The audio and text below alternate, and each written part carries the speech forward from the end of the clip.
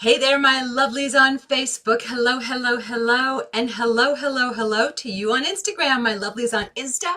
So good to be here with you. We are here every Tuesday, 4 p.m. Eastern.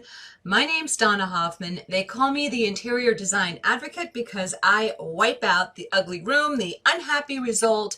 I wipe out the frustration by giving you fabulous online courses with great strategy.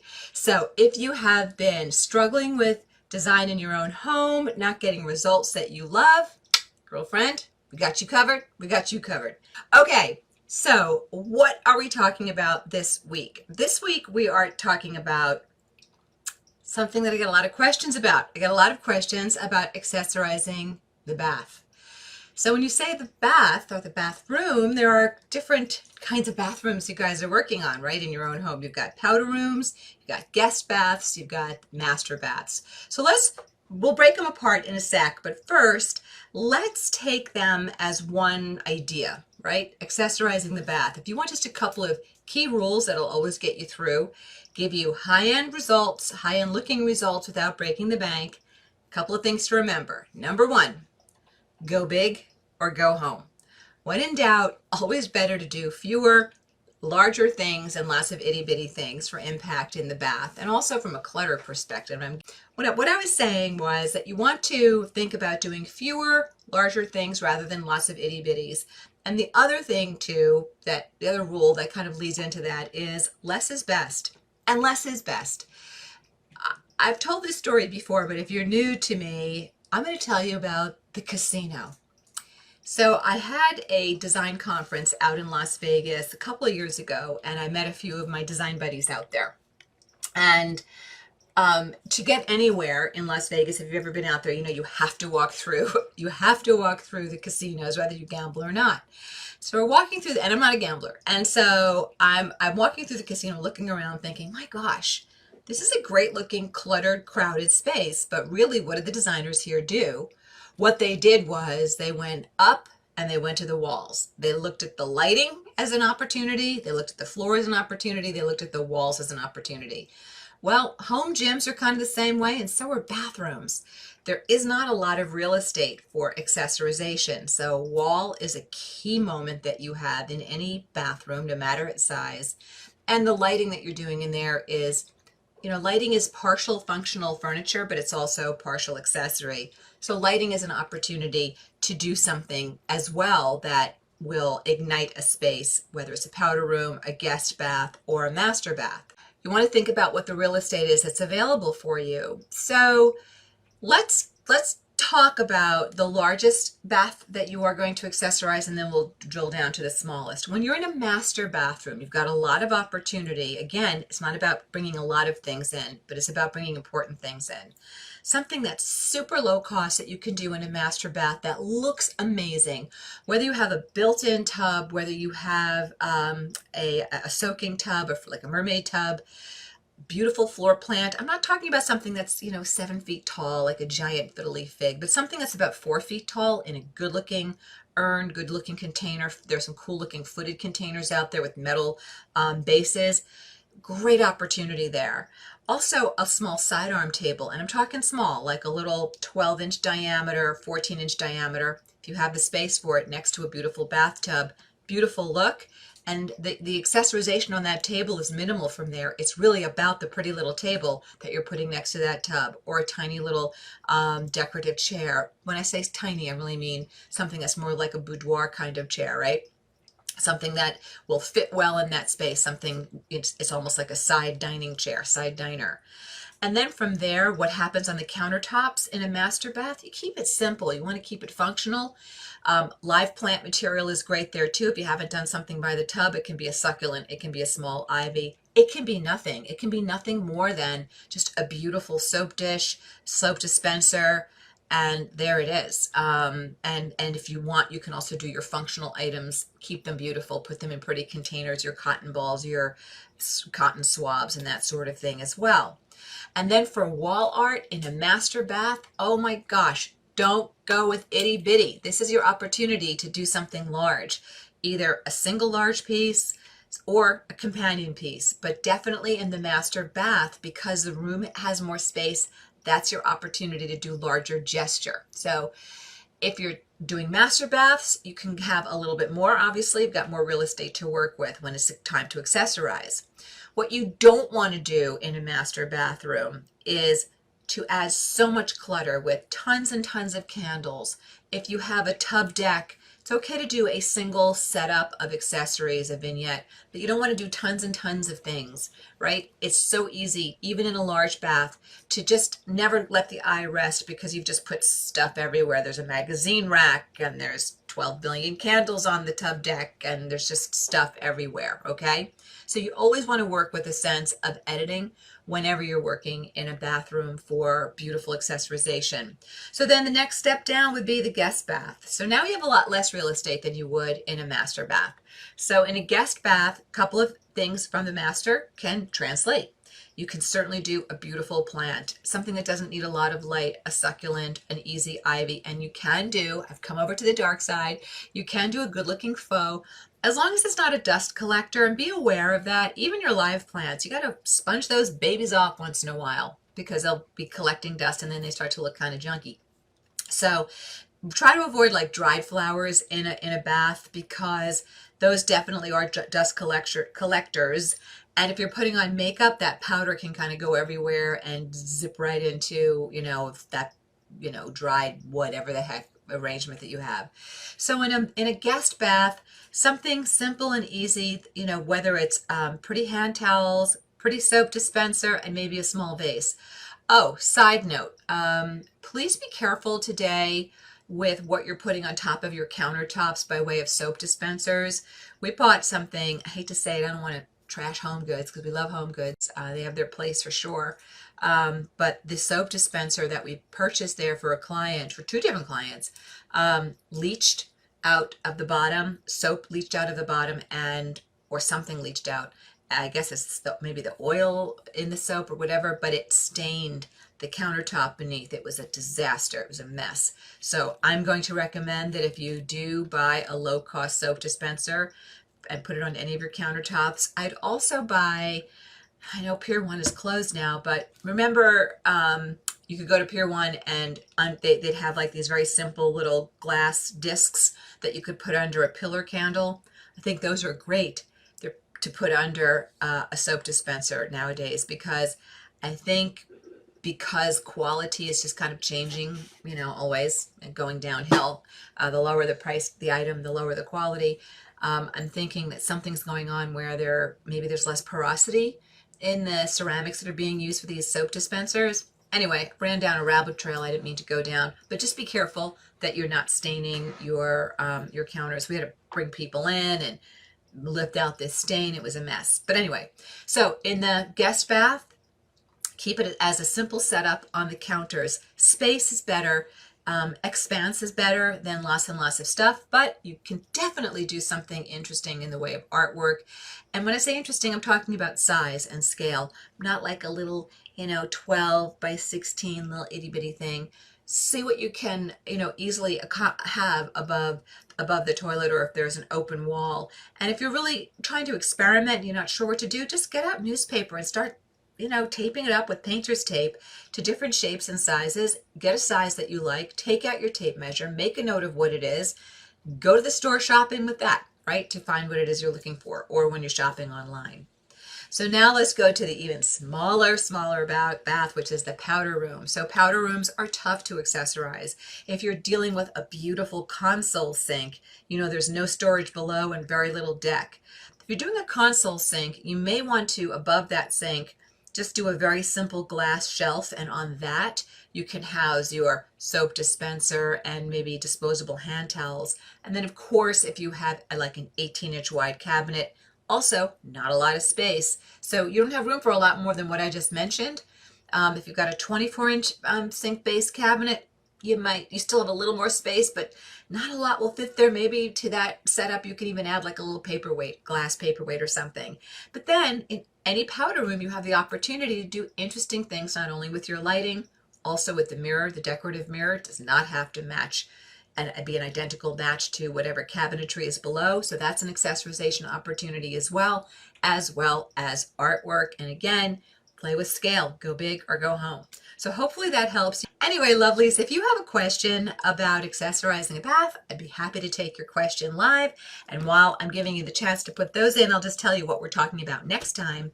Next time we're talking about what you're doing wrong with your home accessories. So you can bring your accessory questions there, what you're doing wrong with your home accessories. There must have been a more positive way we could have said that, but I didn't say it. And then if you missed any portion of this, you can always find us on YouTube at The Interior Design Advocate. And if you're not following us on Instagram, girlfriend, you are missing the party. There it is.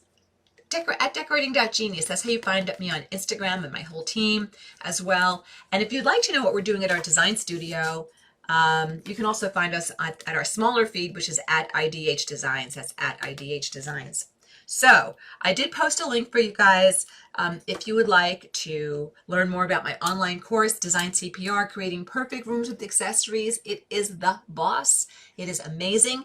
And I posted a link for you there. If you like what you see, head to the blog. We are keeping current a 20% off coupon, so you can save some extra dollars there. So let me take some questions, see if there are questions. And there it is. Oh, Jane Snyder saying she's great here from Florida. Hi, Jane. And Jennifer's here. Hello, happy Tuesday. Diane is here. Hi, Diane. Hello from Birmingham. Becky is here. Kathy's here. Okay, a lot of hellos happening. Sally is here. She wants to thank me for my time yesterday. Sally and I had a nice online chat about a potential new program I'm doing. So hello, and a shout out to and thank you to Sally for your time. And also Angie, I spoke to yesterday. So Angie, if you're here today, hello and hugs to you too. Okay, so we had a lot of hellos. So Jen McCann is saying she had the same problem with that soap dispenser thing. And thank goodness she had a tray under it so she didn't ruin the marble. When that happens, you guys, you just call your stone fabricator. They, in most cases, can come in, and there's just different, there's some chemicals and powdery things that they put down that literally leach into the stone and just try to like grab whatever the heck got into that stone. It kind of like resucks it up. So far, knock, knock, knock, I've seen good results with that, but we got on top of that stain right away. So just be careful. And like I said, a simple clear dish underneath, a little round something underneath your soap dispenser, and you are good to go. Julie is saying, how do you get a rust stain out of granite? Julie, I would go to your stone fabricator there. I would not mess around with any sort of home treatments myself on big costly things like your counters. So I would just ask a stone fabricator if they have a repair group that they recommend or that they send out, and they should hopefully be able to do something for you. Linda is asking if I recommend rugs in a powder room bath. Yeah, I have no problem with it. I don't do a lot of them, honestly, Linda, because I don't think you have to have them. And as I said earlier, the real estate is so short there.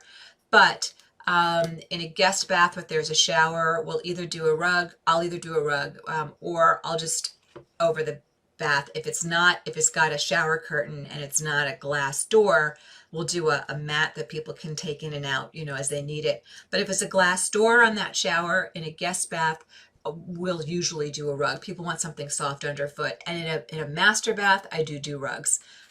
So I think powder rooms can go either way. They're not super wet environments. So the rug is really more there for decorative, not really functional. So I think it's sort of an either or, but honestly, I don't do a lot of them in powders. Good question though. Lori is saying, is it okay to put something on top of the toilet? Yes, I think you can do like a tissue holder, or a pretty something that holds, disposable hand towels. But I wouldn't put something like super artistic and, fabulous. It's a toilet, so why are we drawing attention there? I'd rather see things on your pretty countertop if you have the room for it. If you don't and you have to put your tissue holder there, like in a powder room, I think that's a perfectly legal move, not a problem. The thing I'd watch out for in powder rooms in particular, and this depends upon your style, but I would really be careful about lots and lots of things that protrude from the wall. They really clutter up and shrink powder rooms really fast. We don't tend to do a lot of that sort of thing. So just giving you that as a little extra piece of guidance that nobody asked for. All right, there it is. So hellos from Indiana and San Diego, from Mabby, and from Erica. It's so good to see you ladies here. Good to have you. Marty is saying, if you are doing a master bath remodel, should you remove the garden tub and make the shower larger? Marty, I was just talking to somebody about this. It really depends on the resale advice that you get from a local realtor. What are comps in the area? And what are buyers in your type of home looking for? If they want a separate tub, I would look to keep a tub. Maybe you shrink the tub down, and maybe you can kind of split the distance by making the shower a little bit bigger, maybe bringing it out in a different direction, but not usurping the entire tub area. So I would definitely defer to a realtor on that, so that you're preserving your whatever, your real estate value. Mary Riley is saying hello. She loves my channel. Mary, I'm so glad, and I'm glad to have you here. Cheryl is saying, what's the best material for a rug in a master bathroom? Cheryl, you brilliant design diva, you. That is such a good question. Okay. You can always do indoor-outdoor rugs anywhere you want, like a master bath or any place where there's a lot of water, right? That's always good. You can always do wool. Wool is happy around a lot of different environments, so you don't have to worry about that. You can do cottons. Cotton will stain more easily than a wool will. What you want to avoid is any sort of woven rug that has a silk fiber in it. There are some really pretty decorative rugs that have a little bit of silk, wool rugs, a little bit of silk added for some luster, some sheen. Bad move in a watery environment or anywhere near water. Silk is not a good move there. You can do a low-cost polypropylene. The whole thing with polypropylene, the great thing about polypropylene, soft underfoot, very, very low cost, but they tend to stain, so not always the best for holding up, okay? So hopefully I gave you some choices there to drill down into, Cheryl. And if you have a follow-up question, feel free to put that in. Ellen is saying, we have a small upstairs bathroom where the toilet is spaced beside the tub, but between two walls, but beside the tub. I want to make use of the space above for shelving or storage. What would you suggest? Ellen, I would really like to see what you're talking about. I don't generally love those freestanding units that people buy and they put them over the toilet with more storage. I just don't think it looks good. I don't. Is there a nearby hall linen closet where you could put some of your extra things? Can you clean out and make more space underneath your cabinets to store the additional, I don't know, tissue and TP and that sort of thing, extra soap? Can you clean out your medicine cabinets so that there's more room for toothbrushes and whatever the heck you need to store? I'm not a lover of that built-in storage or that added storage shelving things above the toilet. I just don't think it looks luxurious and beautiful. And I don't care what you're spending in any design project, guys. I always say this: it's not what you spend, it's what you do with what you spend. So just as all of us might look to certain fashion icons to say, "Ooh, I really like her style. I like the way she dresses." Yeah, I'm not going to spend $900 to $1,200 and up for a pair of shoes, but I really like the way so-and-so dresses and I'm going to kind of emulate her style. A lot of design lovers like to emulate the style that you see, professional designers using. So when I make a recommendation, it's not to say, hey, you have to spend more. I'm saying, hey, if you want a high-end look, then I wouldn't do X, Y, or Z. So I hope, Ellen, Ellen, that I answered you well. Certainly tried to do so respectfully. And if you have a follow-up, feel free to put it in. But I really wish I could see a picture to drill down further with you.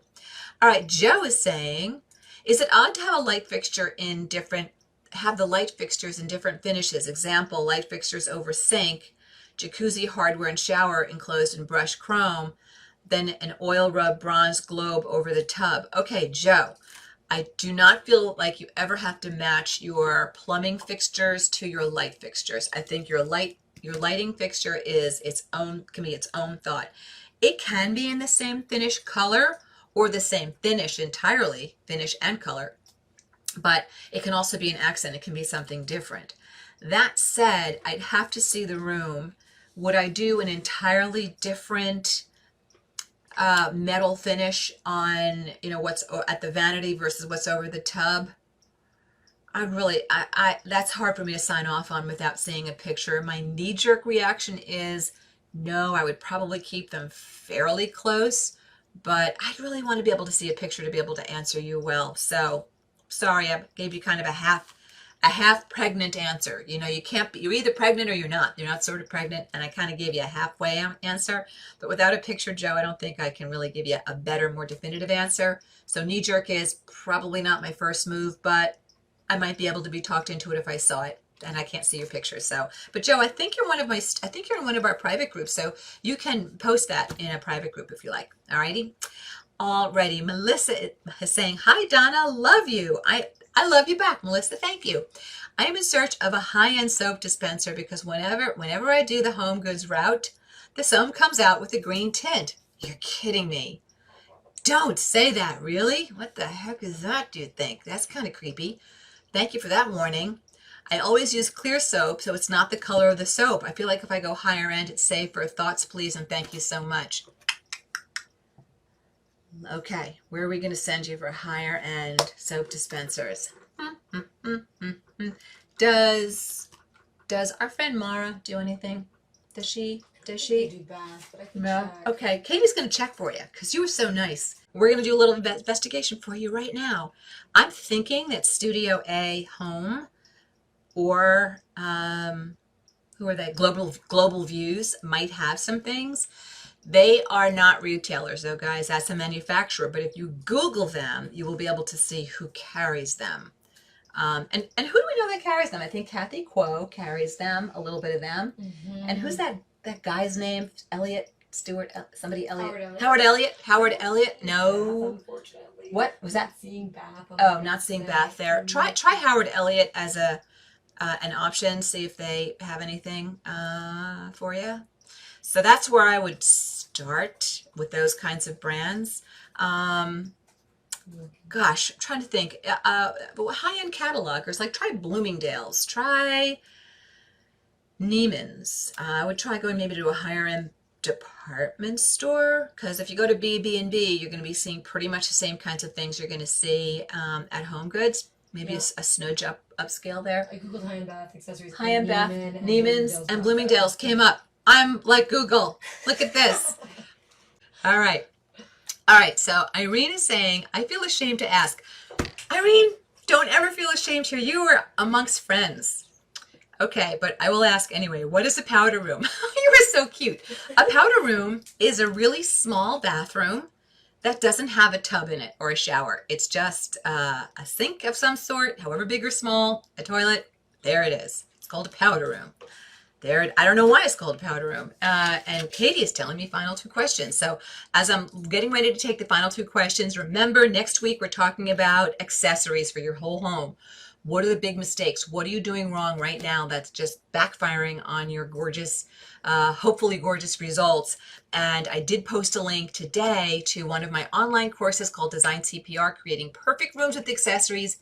It is one of my favorite babies. It's a phenomenal online course women are loving because you can truly reinvent any room in your home using what I show you with accessorization. It's pretty wicked. All right, so more questions here. Angela's saying that she likes the over the John cabinet to save space. I was just talking about that, Angela. I'm not a fan of it, but Angela likes it. And guys, it's your home. So if that's what you like, you can do it. Joan is saying, are vessel sinks still in style or will they be a trend that passed? Oh, Joan, vessel sinks are hot. They're definitely being shown in a million different iterations. They're wonderful. Here's what I would be careful about with vessel sinks. If you are putting them into an area where there's makeup being applied, I wouldn't do it because the powder and such is so difficult to clean in the sides or crevices that are created on at the base, the side of the base of the pedestal sink, of the vessel sink. So if it's a bath where maybe your teenage daughter is applying makeup, or if it's a master bath, as much as I love a good looking vessel sink, I would do undermounts in those areas and keep the vessel for the powder room.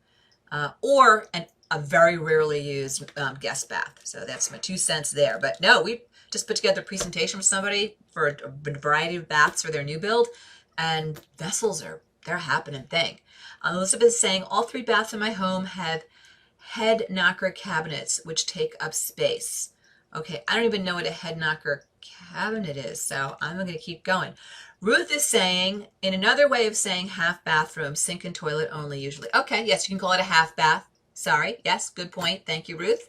Stacy is saying, hi, we just bought a house with floor to ceiling white tile in the guest bathroom. Any ideas how to work with it until we can redo the whole room? Thank you. Stacy, that sounds like you've got like a really cool something there already happening. So I'd love to know what your problem is and where you're getting tripped up. That sounds like it's a really bold, splashy move, floor to ceiling. So I want to see a picture to see what you're struggling with. Stacy, I don't know if you're in one of my private groups. I don't know if you've taken one of my courses, but if you are in a private group of ours, you can post a picture and the whole community can weigh in.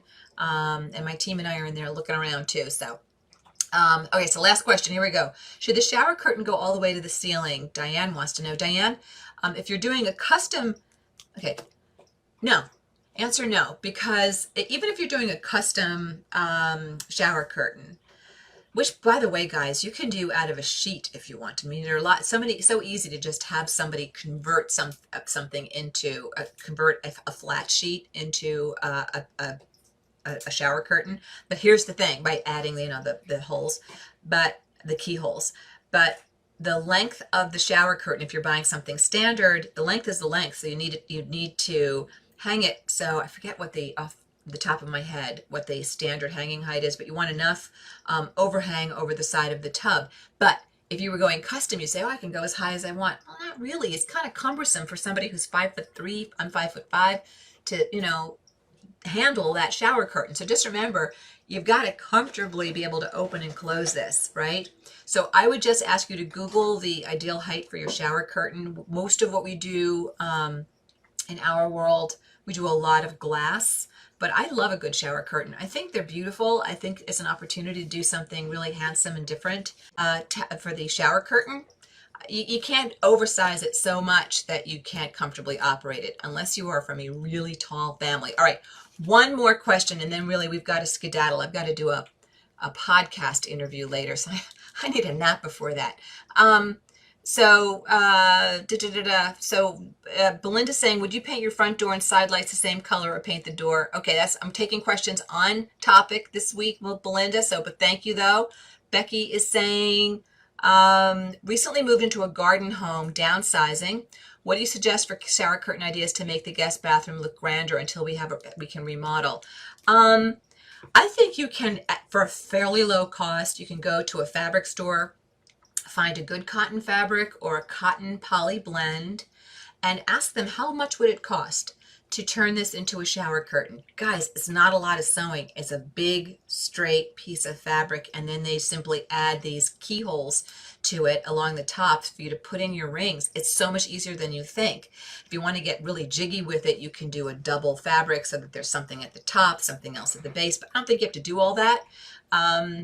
I have, on a budget, taken a really pretty flat sheet, and had that turned into a shower curtain. Again, simple move for a workroom to do.